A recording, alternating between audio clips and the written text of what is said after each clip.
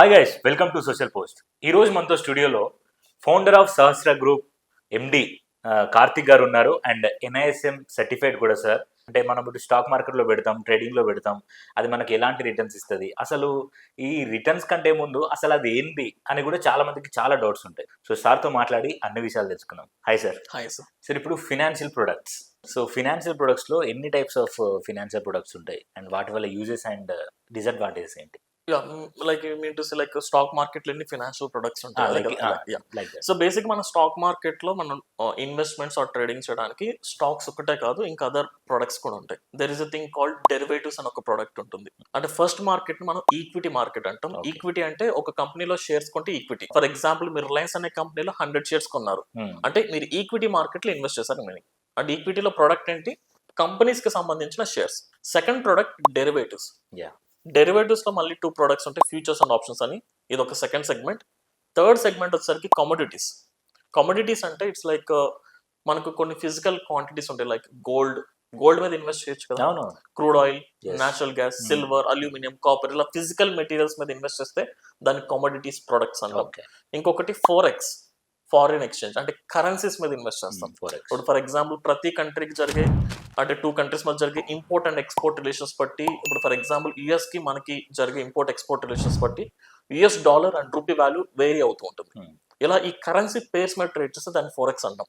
Equity, derivatives అంటే it's like contracts, కొన్ని future contracts మీద ట్రేడ్ చేస్తాం. Third one commodities, fourth one forex. ఇవి మేజర్ ఫినాన్షియల్ ప్రొడక్ట్స్. ఈ 4 ప్రొడక్ట్స్ లో మీరు రెగ్యులర్ గా ట్రేడింగ్ ఆర్ ఇన్వెస్ట్మెంట్స్ చేయొచ్చు. అండ్ ఫాలోఅప్ క్వశ్చన్ మీరు అడిగింది, ఈ వీటిలో ఏది సేఫెస్ట్, ఏది రిస్క్ అని అడిగారు కదా. ఒక పర్సన్ స్టాక్ మార్కెట్ లోకి ఫస్ట్ ఎంటర్ అయినప్పుడు ఫస్ట్ ఎప్పుడు కూడా ఈక్విటీ మార్కెట్ లో ఇన్వెస్ట్మెంట్స్ ఆర్ ట్రేడింగ్ చేయాలి. ఇది చాలా సేఫెస్ట్ సెగ్మెంట్. అంటే మీ క్యాపిటల్ మేబీ స్లోగా గ్రోత్ ఉండొచ్చు, కానీ మీ క్యాపిటల్ సెక్యూర్డ్ ఉంటుంది కొంచెం ప్రాపర్ గా ప్లాన్ చేస్తే. అండ్ వీటన్నిటిలో మోస్ట్ డేంజరస్ సెగ్మెంట్ ఏంటంటే డెరివేటివ్స్. అంటే పీపుల్ తెలియక, ఇప్పుడు స్టాక్ మార్కెట్ లో ఒక ఫేమస్ థింగ్ వింటాం, స్టాక్ మార్కెట్ లో 90% పీపుల్ డబ్బులు పోగొట్టుకుంటారు, 90% లాస్ అవుతుంది, చాలా మంది లాస్ అయిపోతున్నారు అంటారు కదా. వాళ్ళందరూ స్టార్ట్ చేసే derivatives. This is most dangerous. ఇది ఎంత డేంజరస్ అంటే, మీరు 1 lakh పెడితే 1 day లో 1 lakh రావచ్చు, అదే 1 lakh 5 minutes లో పోవచ్చు. ఇట్స్ లైక్ గ్యాంబ్లింగ్ లా చేస్తూ ఉంటారు. It's not a gambling, but people gambling చేస్తారు అందరూ. This is most dangerous segment. And commodities and forex అనేది కొంచెం మీడియం రిస్క్ ఉంటుంది. సో ఒక పర్సన్ స్టార్ట్ చేస్తుంది ఫస్ట్ ఈక్విటీ మార్కెట్స్ తో స్టార్ట్ చేయాలి. ఈక్విటీ మార్కెట్స్ లో ప్రాఫిట్స్ వచ్చి ఎక్స్పీరియన్స్ వచ్చిన తర్వాత అప్పుడు అయితే డెరివేటివ్స్, కమోడిటీస్ ఆర్ ఫోరెక్స్కి వెళ్తే బెటర్. Okay sir. ఇప్పుడు స్టాక్ మార్కెట్ గురించి మాట్లాడుకుంటే, స్టాక్ మార్కెట్ లో కూడా ఇప్పుడు ఏదైనా రిస్క్ ఉంటుంది, ఇన్వెస్ట్మెంట్ అవ్వచ్చు, స్టాక్ అవ్వచ్చు. ఇప్పుడు స్టాక్ మార్కెట్ లో ఉండే రిస్క్ ఫ్యాక్టర్స్ ఏంటి?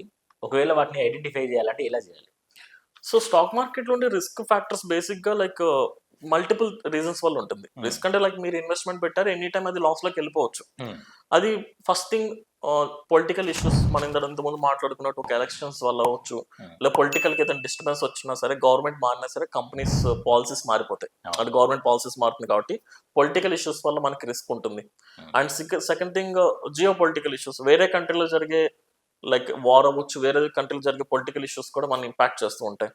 And GDP data, inflation data, economic policies, మనకి ఏదైతే డేటా పాయింట్స్ ఉంటుందో, like we call it as micro economics or macro economics అంటాం. ఈ పాలసీస్ లో వీటిలో డేటా పాయింట్స్ ఏదైనా ఇంక్రీజ్ ఆర్ ఫ్లక్చుయేషన్స్ వచ్చినా అవి మార్కెట్ రిస్క్ కారణం అవుతుంది. అండ్ ఇంకోటి, ఎప్పుడైనా ఏదైనా స్కామ్స్ జరిగినప్పుడు, కొన్ని బ్యాంక్స్ లో కానీ కొంతమంది బిగ్ కంపెనీ గ్రూప్స్ లో స్కామ్స్ అని వింటూ ఉంటాం.